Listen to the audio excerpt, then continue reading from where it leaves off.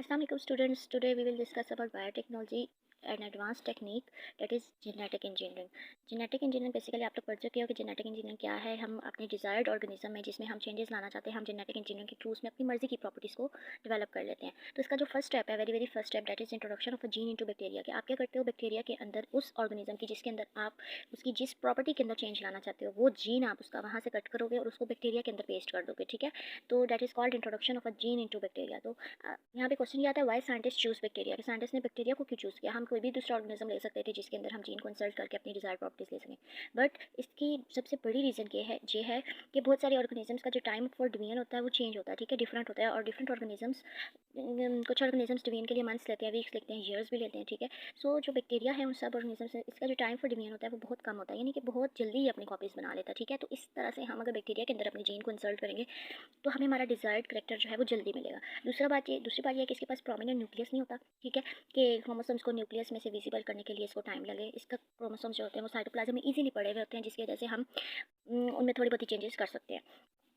अब जो first step होगा जीन को बैक्टीरिया में इंसर्ट करने के लिए, हम क्या करेंगे, सबसे पहले हम जीन को पहचानेंगे। कौन सी जीन, वो जीन जो हमें रिक्वायर्ड है। ठीक है, डोनर ऑर्गेनिज्म वो ऑर्गेनिज्म होगा जिससे हमने वो जीन कट करनी है और बैक्टीरिया के अंदर पेस्ट करनी है। ठीक है, जिसकी वो प्रॉपर्टी हमें अच्छी लगती है और हम चाहते हैं कि किसी और ऑर्गेनिज्म में भी आए या उसकी बाकी जनरेशन में भी आए, तो हम वहाँ से वो कट कर लेते हैं। ठीक है, so recognition of gene is the first step. उसके बाद isolation of gene. Isolation of gene क्या है कि हमने उस जीन को वहाँ से कट कर लिया। रिकॉग्नाइज करने के बाद उस जीन को हमने एंजाइम्स के थ्रू कट कर लिया वहाँ से। नेक्स्ट हम क्या करेंगे, बैक्टीरिया का जो प्लाज्मिड है, ठीक है, हम बैक्टीरिया में से उस प्लाज्मिड को निकालेंगे और उस प्लाज्मिड के साथ उस जीन को हम अटैच कर देंगे, जो जीन हमने डोनर ऑर्गेनिज्म से हासिल की है। अब जो अटैच जीन और प्लाज्मिड ऑफ बैक्टीरिया होगा, ठीक है, चूँकि हमने बैक्टीरिया के प्लाज्मिड के साथ उसको अटैच किया है और उसमें हमने चेंज लाया है एक नई जीन के साथ, वो जीन हमने उसका पार्ट बना दिया, तो उसको हम कंबाइन करके क्या कहते हैं, रिकम्बिनेंट डीएनए। तो रिकम्बिनेंट डीएनए क्या होता है, attach gene plus plasmid of bacteria. अब हम रिकम्बिनेंट डीएनए बनाने के बाद क्या करेंगे, उसको उस बैक्टीरिया में जिसका हमने प्लाज्मिड यूज़ किया था, हम उस बैक्टीरिया में उसको दोबारा से इंसर्ट कर देंगे। ठीक है, अब जो बैक्टीरिया डिवीजन करेगा और जो उसकी नए जनरेशन आएगी उस बैक्टीरिया की, that will be called transgenic bacteria और genetically modified bacteria. Genetically modified bacteria हमने उसको क्यों कहा, क्योंकि जो उसका पेरेंट था उसके अंदर हमने न्यू जीन को इंसर्ट किया है, और अब जो प्रॉपर्टीज़ उसके पेरेंट के अंदर नहीं थी वो प्रॉपर्टी उनके अंदर शो हो रही है because of the insertion of new gene. ठीक है, तो that's why we are calling genetically modified और ट्रांसजेनिक बैक्टीरिया। अब जहाँ पे इसकी डायग्राम देखिए, सबसे पहले हमारे पास एक डोनर सेल है। डोनर सेल के क्रोमोसोम्स में से हमने वो जीन का पार्ट कट कर लिया।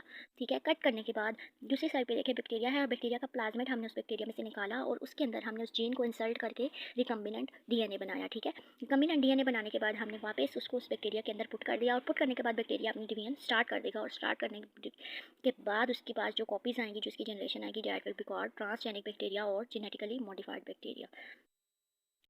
सो here is the sum of all lecture के इंट्रोडक्शन ऑफ जीन में हमने पढ़ा कि साइंटिस्ट ने बैक्टीरिया को क्यों चूज़ किया है, बिकॉज उसका टाइम फॉर डिवीजन जो है वो बाकी ऑर्गेनिजम्स की निस्बत कम है और वो जल्दी अपनी कॉपीज़ बना लेता है। ठीक है, दूसरा हम क्या करेंगे, फर्स्ट स्टेप हम जीन को रिकॉग्नाइज करेंगे, देन उसको एंजाइम्स के साथ आइसोलेट करके बैक्टीरिया के प्लाज्मिड के साथ हमने उसे अटैच कर दिया। अटैच करने के बाद जो हमारे पास जीन एंड प्लाज्मिड का कम्बिनेशन आया है, that is called recombinant DNA. ठीक है, अब बैक्टीरिया में हम उसको वापस पुट करेंगे एंड देन बैक्टीरिया अपनी कॉपीज़ बनाएगा, और वो जो कॉपीज़ आएंगी हमारे पास, they will be called transgenic bacteria और जेनेटिकली मॉडिफाइड, बिकॉज उसके अंदर हमारी डिज़ायर्ड जीन प्रेजेंट है। जो हम लोगों ने जीन चाहते थे ये करेक्टर इस ऑर्गेनिज्म में है, वो करेक्टर हमारे पास अब उस जनरेशन में शो हो रहा है। ठीक है, ओके स्टूडेंट्स, अल्लाह हाफिज़।